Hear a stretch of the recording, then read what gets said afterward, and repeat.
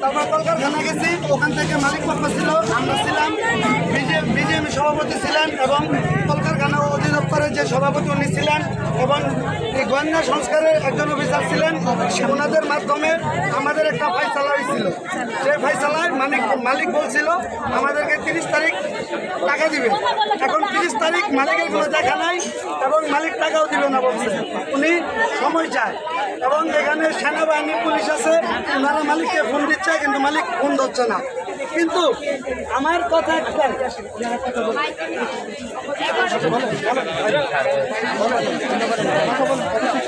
আমাদের কথা একটাই, আমাদের টাকা আমাদেরকে দিতে হবে, আমাদের টাকা আমাদেরকে দিতে হবে। তবে একটা জিনিস আমি ভেবে পাচ্ছি না, এই দেশে এত কিছু হবার পরও মালিক এত সাহস কোথায় দেখে পেল?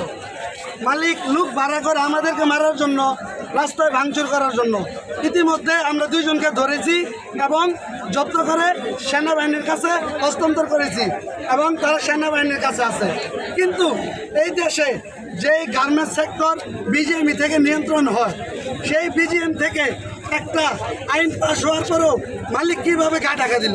আমাদেরকে টাকা দিল না।